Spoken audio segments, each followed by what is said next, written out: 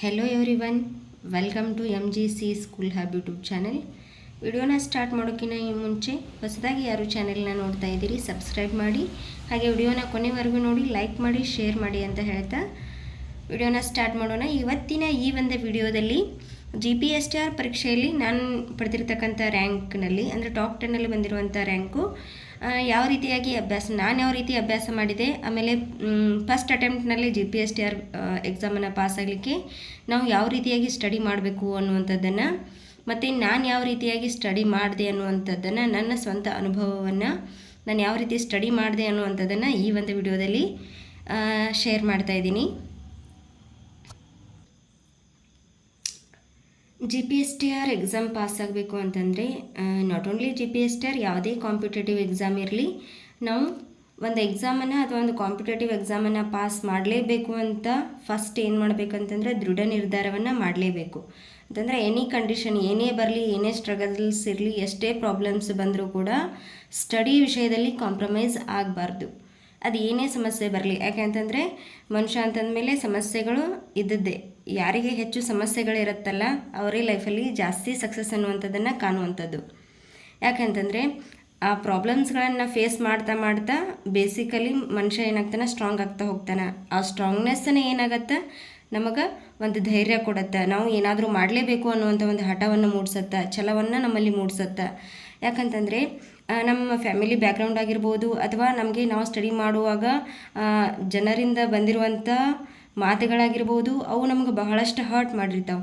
ಆ ಮಾತುಗಳ ಏನಾಗಬೇಕಂತಂದ್ರೆ ನಮಗೆ ಒಂದು ಮೋಟಿವೇಶನ್ ಆಗಬೇಕು. ಯಾಕಂತಂದ್ರೆ ಅವ್ರು ಯಾವ ರೀತಿಯಾಗಿ ಮಾತಾಡಿರ್ತಾರಲ್ಲ, ಅವರಿಗೆ ನಾವು ಒಂದು ಕೌಂಟ್ರ್ ಕೊಡಬೇಕಾದ್ರೂ ಏನಾಗುತ್ತೆ, ನಾವು ಏನೂ ಸಾಧನೆ ಮಾಡಲಿಲ್ಲಪ್ಪ, ಅಚೀವ್ಮೆಂಟ್ ಮಾಡಲಿಲ್ಲ ಅಂತಂದ್ರೆ ಅವ್ರ ಮಾತು ಅದಕ್ಕೆ ವ್ಯಾಲ್ಯೂ ಇರುತ್ತೆ. ಅದೇ ನಾವು ಏನು ಮಾಡಬೇಕು, ಅವ್ರು ಏನಾದರೂ ನಮ್ಗೆ ವಾಪಸ್ ಅಂದಾಗ ಅದನ್ನು ನಾವು ಸೀರಿಯಸ್ಸಾಗಿ ನಾವು ತೊಗೋಬೇಕು. ಬಟ್ ಏನಾಗೋಂಗಿಲ್ಲ, ಅದೇ ವಿಷಯದೊಳಗೆ ಕೊರಗ್ತಾ ಕೂಡಬಾರ್ದು. ಅದನ್ನು ಒಂದು ಚಾಲೆಂಜ್ ರೀತಿಯೊಳಗೆ ತೊಗೊಂಡು ನಾವು ಅಚೀವ್ಮೆಂಟ್ ಮಾಡಿ ತೋರಿಸಿದ ಮೇಲೆ ನಾವು ಮಾತಾಡುವಂಥ ಒಂದು ಸಮಯ ಬರ್ತೈತಿ, ಸಂದರ್ಭ ಬರ್ತೈತಿ. ಆಗ ನಾವೇನು ಅಥವಾ ನೀವೇನು ಅನ್ನೋದನ್ನು ತೋರಿಸ್ಬೇಕು. ಅಲ್ಲಿ ತನಕ ಏನು ಮಾಡ್ಬೇಕಂತಂದ್ರೆ ಓನ್ಲಿ ಮೌನವಾಗಿರಬೇಕು. ಮೌನವಾಗಿದ್ದುಕೊಂಡು ನೀವು ಯಾವ ಕನಸನ್ನು ಕಾಣ್ತಾ ಇದ್ದೀರಿ, ಯಾವ ಗುರಿ ಕಡೆಗೆ ನೀವು ಕನಸನ್ನು ಕಾಣ್ತಾ ಇದ್ದೀರಿ, ಅದನ್ನು ಯಾವ ರೀತಿಯಾಗಿ ನೀವು ಸಕ್ಸಸ್ ಮಾಡಬೇಕು, ಯಾವ ರೀತಿಯಾಗಿ ಅಭ್ಯಾಸ ಮಾಡಬೇಕು, ಇನ್ನೂ ಏನೇನೆಲ್ಲ ಎಫರ್ಟ್ ಹಾಕಬೇಕು, ಯಾವ ರೀತಿಯಾಗಿ ನಾನು ಇನ್ನೂ ಹೆಚ್ಚು ಪ್ರಯತ್ನ ಪಡಬೇಕು ಅನ್ನೋದರ ಕಡೆ ಮಾತ್ರ ಏನಿರಬೇಕು, ಗಮನ ಇರಬೇಕು. ಯಾಕೆ ಅಂತಂದರೆ ಯಾವುದೇ ಒಬ್ಬ ವ್ಯಕ್ತಿ ಯಾರು ಕಾಂಪಿಟೇಟಿವ್ ಓದ್ತಾ ಇದ್ದೀರಿ, ಅವರು ಹೆಂಗಿರತ್ತ ಪರಿಸ್ಥಿತಿ ಅಂತಂದ್ರೆ, ಎಷ್ಟೇ ಯಾರೇ ಶ್ರೀಮಂತರೇ ಆಗಿರ್ಬೋದು, ಬಡವರೇ ಆಗಿರ್ಬೋದು, ಸಿಚುವೇಶನ್ ತುಂಬಾ ಕ್ರಿಟಿಕಲ್ ಅಂತಲೇ ಹೇಳ್ಬೋದು. ಯಾಕಂತಂದ್ರೆ ರೂಮ್ ಮಾಡಿಕೊಂಡು PG ಮಾಡಿಕೊಂಡು ಎಕ್ಸಾಮ್ ಅಂತ ಓದ್ತಾ ಇದ್ದವರು ಎಕ್ಸಾಮ್ ಕಾಲ್ಫಾರ್ಮ್ ಆಗ್ತಾ ಇಲ್ಲ ಅನ್ನುವಂಥದ್ದು ಒಂದು ನೆಗೆಟಿವ್ ಥಾಟ್ಸ್ ಮೇಲಿಂದ ಮೇಲೆ ಬರ್ತಾ ಇರುತ್ತೆ. ಫಸ್ಟ್ ಆಫ್ ಆಲ್ ನಾವು ಸಕ್ಸಸ್ ಆಗಬೇಕು ಲೈಫಲ್ಲಿ ಅಂತಂದ್ರೆ ನೆಗೆಟಿವ್ ಥಾಟ್ಸನ್ನು ನಮ್ಮ ಮೈಂಡಿಂದ ರಿಮೂವ್ ಮಾಡಲೇಬೇಕು. ಯಾಕಂದರೆ ನೆಗೆಟಿವ್ ಥಾಟ್ಸ್ ಇದ್ದುವಪ್ಪ ಅಂತಂದ್ರೆ ನಾವು ಏನೇ ಓದಿದ್ರು ಕೂಡ ಅದು ನಮ್ಮ ಮೈಂಡ್ಗೆ ರೀಚ್ ಆಗೋದಿಲ್ಲ. ಸೊ ಅದರಿಂದ ಏನಾಗುತ್ತೆ, ನಾವು ಎಷ್ಟೇ ಓದಿದ್ರು ಕೂಡ ಮೈಂಡ್ಗೆ ರೀಚ್ ಆಗದೇ ಇದ್ದಾಗ it is waste of time ಅಷ್ಟೇ. ಸೊ ನಾವು ಏನು ಮಾಡಬೇಕು, ಫಸ್ಟ್ ಏನು ಮಾಡಬೇಕಂದ್ರೆ ನೆಗೆಟಿವ್ ಥಾಟ್ಸನ್ನು ನಮ್ಮ ಮೈಂಡಿಂದ ತೆಗೆದು ಹಾಕಬೇಕು. ಆಮೇಲೆ ಇನ್ನೊಂದು ಬರುವಂಥದ್ದು, ಜಾಸ್ತಿ ನಿದ್ದೆ ಬರ್ತಿರತ್ತೆ, ಅಥವಾ ನಿದ್ದೆ ಮಾಡಬೇಕು ಅಂತ ಮಲ್ಕೊಂಡ್ರೂ ಕೂಡ ಏನಾಗಿರುತ್ತೆ, ಸ್ಟಡಿ ಬಗ್ಗೆ ನೆನಪಾಗ್ತಿರತ್ತೆ. ಈ ಕಡೆ ನಿದ್ದೆನೂ ಆಗೋದಿಲ್ಲ, ಒಂದು ಕಡೆ ಸ್ಟಡಿ ಕೂಡ ಆಗೋದಿಲ್ಲ. ಸೊ ಆ ಟೈಮಲ್ಲಿ ನಾವು ಏನು ಮಾಡಬೇಕಂತಂದರೆ, ಫಸ್ಟ್ ಆಫ್ ಆಲ್ ಮಲ್ಕೋಬೇಕಪ್ಪ ಅಂತಂದರೆ ನಿದ್ದೆ ಬರ್ತಾಯಿದೆ ಅಂತಂದರೆ ನಮ್ಮ ದೇಹಕ್ಕೆ, ನಮ್ಮ ಆರೋಗ್ಯಕ್ಕೆ ನಿದ್ದೆ ಕೂಡ ಇಂಪಾರ್ಟೆಂಟ್ ಆಗಿರುತ್ತೆ. ಎಷ್ಟು ಅವರ್ ಮಲ್ಕೋಬೇಕು ಅನ್ನುವಂಥದ್ದನ್ನು ಟೈಮ್ ಟೇಬಲ್ ಪ್ರಕಾರ ಮಾಡಿಕೊಂಡು ನೀವು ಎಷ್ಟು ಅವರ್ ಸ್ಟಡಿ ಮಾಡಬೇಕು ಅನ್ನೋದು ಕೂಡ ಡಿಸೈಡ್ ನೀವೇ ಮಾಡಬೇಕು. ಸೊ ಸ್ಟಡಿಗೆ ಜಾಸ್ತಿ ಅವರನ್ನು ಕೊಡಿ. ಆಮೇಲೆ ನೀವು ಸ್ಟಡಿ ಆದಮೇಲೆ ಮಲಗಬೇಕಪ್ಪ ಅಂತಂದರೆ ಎಲ್ಲ ಚಿಂತೆಗಳನ್ನು ದೂರ ಇಟ್ಟು ನೆಮ್ಮದಿಯಿಂದ ನಿದ್ದೆ ಮಾಡಬೇಕು. ಅಂತಂದರೆ ಆ ನೆಮ್ಮದಿ ಯಾವಾಗ ಬರುತ್ತಾ ಅಂತಂದ್ರೆ, ನೀವು ಕರೆಕ್ಟಾಗಿ ಇವತ್ತು ನಾನು 4 ಅವರ್ಸ್ ನಾವು ಓದಬೇಕಪ್ಪ ಅಂತ ಅಂದ್ಕೊಂಡಿದ್ದು 4 ಅವರ್ಸ್ ಓದಿದ್ರಿ, ಅಥವಾ 4 ಅವರ್ಸ್ಗಿಂತ ಜಾಸ್ತಿ ಓದಿದಾಗ ಮಾತ್ರ ಏನಾಗುತ್ತೆ, ನಾನು ಇವತ್ತು 4 ಅವರ್ಸ್ಗಿಂತ ಜಾಸ್ತಿನೇ ಓದಿನಿ ಅಂದಾಗ ಮಾತ್ರ ನಿಮ್ಗೆ ಏನಾಗುತ್ತೆ, ನಿದ್ದೆ ಬರುತ್ತೆ. ಇರಲಿಲ್ಲ ಅಂತಂದರೆ ಇಲ್ಲಪ್ಪ ಇವತ್ತು ನಾವು 4 ಅವರ್ಸ್ ಓದಬೇಕು ಅಂತೇಳಿ ಟೈಮ್ ಟೇಬಲ್ ಹಾಕ್ಕೊಂಡಿದ್ದೆ, ಬಟ್ ಏನಾಯಿತು, ಆ ಕಡೆ ಈ ಕಡೆ ಫ್ರೆಂಡ್ಸ್ ಕರೆದ್ರು ಅಂತನೋ ಅಥವಾ ಯಾವುದೋ ರೀಸನ್ಗೋಸ್ಕರ ಹೋಗಿ ಏನಾಗಲಿಲ್ಲ, ಓದಲಿಕ್ಕೆ ಏನೋ ಒಂದು ಸಮಸ್ಯೆಯಾಗಿ ಓದಲಿಲ್ಲ ಅಂತಂದರೆ ನೀವು ಮಲ್ಕೋಬೇಕು ಅಂತಂದರೂ ಕೂಡ ನಿದ್ದೆ ಬರೋದಿಲ್ಲ. ನಿದ್ದೆಯಲ್ಲಿ ಕೂಡ ನಾನು ಇವತ್ತು ಸ್ಟಡಿ ಮಾಡಲಿಲ್ಲ ಅನ್ನುವಂಥ ಒಂದು ಗಿಲ್ಟ್ ಫೀಲ್ ನಿಮಗೆ ಕಾಡುತ್ತೆ. ಸೊ ಅದಕ್ಕೆ ಏನು ಮಾಡಬೇಕಂತಂದರೆ ಫಸ್ಟ್ ನೆಗೆಟಿವ್ ಥಾಟ್ಸನ್ನು ನಿಮ್ಮ ಮೈಂಡಿಂದ ರಿಮೂವ್ ಮಾಡಿ. ಆಮೇಲೆ ಏನು ಮಾಡ್ಬೇಕಂತಂದ್ರೆ ನೀವು ಓದಬೇಕಾದಂಥ ಸಂದರ್ಭದೊಳಗೆ ಮೈಂಡಲ್ಲಿ ಭಾಳಷ್ಟು ಬರ್ಡನ್ ಆಗಿ ನಾನು ಓದಲೇಬೇಕು, ಇದು ನನಗೆ ತಲೆಯೊಳಗೆ ಹೋಗಲೇಬೇಕು ಅನ್ನುವಂಥ ಒಂದು ಬರ್ಡನ್ದಿಂದ ಏನು ಮಾಡಬೇಡಿ, ಓದಲಿಕ್ಕೆ ಹೋಗಬೇಡಿ.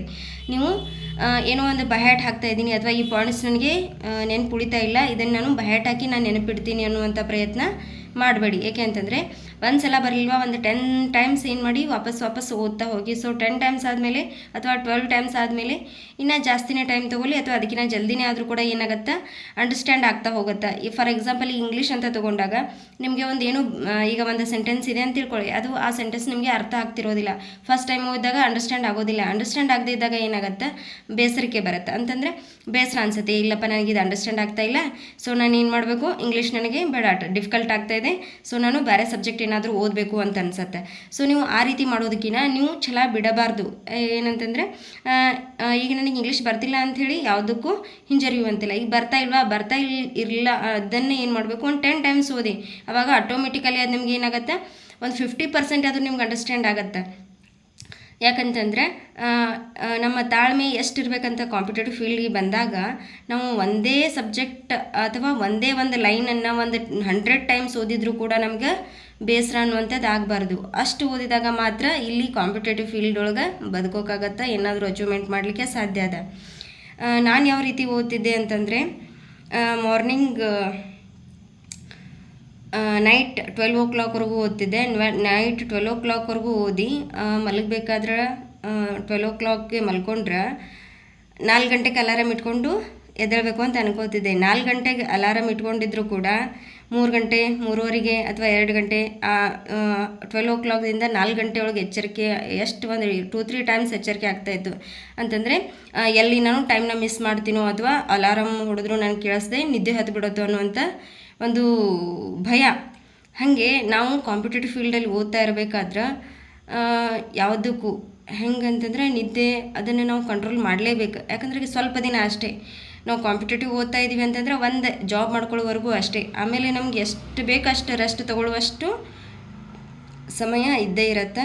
ಹಾಗಂತ ಪೂರ್ತಿ ಹೆಲ್ತ್ ಅಪ್ಸೆಟ್ ಮಾಡಿಕೊಂಡು ಓದುವಂಥದ್ದಲ್ಲ, ನಮ್ಮ ಬಾಡಿಗೆ ಯಾವುದು ಅಡ್ಜಸ್ಟ್ ಆಗುವಂಥದ್ದು. ನಮಗಿವಾಗ ನೈಟು ಫುಲ್ಲು ಓದಲಿಕ್ಕಾಗತ್ತಾ, ಮಾರ್ನಿಂಗ್ ಜಲ್ದಿ ಎದ್ದು ಓದಲಿಕ್ಕಾಗಲ್ಲ ಅನ್ನುವಂಥವ್ರು ನೈಟ್ ಕೂಡ ಏನು ಮಾಡಿ ಓದಬಹುದು. ನೈಟ್ ಜಾಸ್ತಿ ಹೊತ್ತು ಕೂತ್ಕೊಂಡು ಓದಿ, ಆಮೇಲೆ ಓದಿದಷ್ಟು ನಿಮಗೆ ಪರ್ಫೆಕ್ಟ್ ಆಗುವಂಗಿರಬೇಕು.